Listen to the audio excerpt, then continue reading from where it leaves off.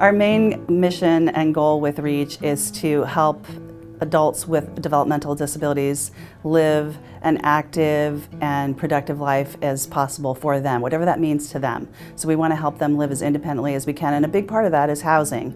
So trying to find housing is very difficult for anybody in the Bay Area. Prices are as high as they've ever been, rents are extremely high, and so we want to try to find affordable housing for people so that they can go about their day just like the rest of us.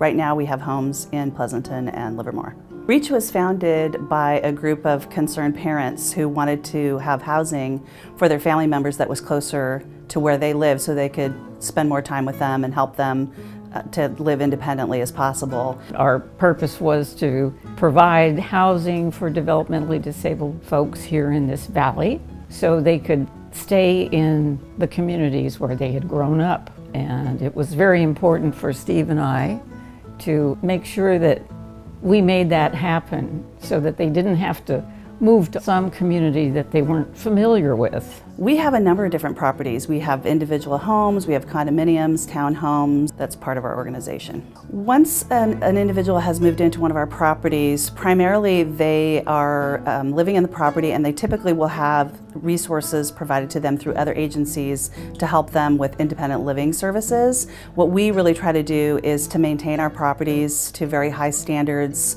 safety standards that are adapted to people, because some of our tenants have physical disabilities, and we try to be the best neighbor on the block. There is a support organization beyond REACH, your support staff that are there, as little or as much as they need. Each of us has independent living skills instructors who come out to our house a few times a week depending on our schedule, and we discuss independent living strategies on how to deal with roommate situations such as conflicts and stuff, and how we can all get together and talk about it respectfully. We have house meetings every once in a while where we get to discuss our concerns, which has been really nice but somewhat challenging because it's not always easy to address your concerns. I have 2 roommates living in the house with me, and I've really learned how to get along with them and really learned how to be a good roommate. They take turns doing cleaning, vacuuming, cleaning the kitchen and bathroom. My free time, I play basketball. I have a basketball hoop. Sometimes I walk down to my neighborhood.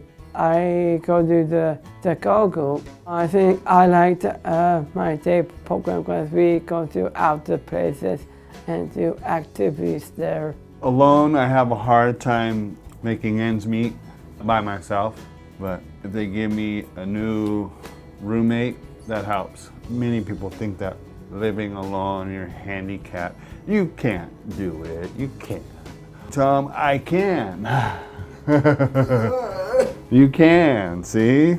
The most meaningful thing about moving independently into my home was being able to make my own schedule and being able to go out as I please and being able to learn more about what it means to be independent and live with other people. When you're at home by yourself, do you ever worry about anything? No. Why don't you worry? Because I grow up, I'm not a little kid anymore.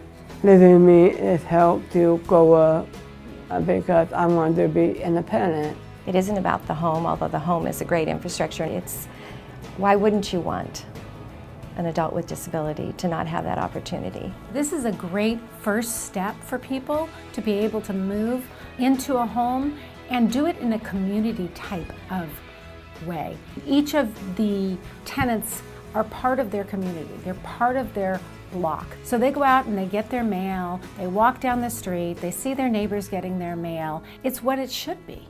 It's what it should be. And so they then become contributing members of their society. The community has done a great job with their RAD activities so that there are things for our sons to look forward to on the weekends throughout the year, in addition to Special Olympics. These are more social activities, which is a real important part of moving out, is that you aren't isolated in the community, but that you still have opportunities to socialize with friends. When an individual is looking for housing, we have an application on our website that they can go to and fill out to get on our wait list. And then as their name comes up, when we have an opening in one of our properties, then we will interview that person to see what their needs are and to see how they would fit with the existing tenants that are already there in our properties. We are hoping to find strategic partnerships and alignments that will allow us to expand our access to funding that may then allow us to acquire housing. I think these alignments that we're pursuing and looking at right now, I think are the future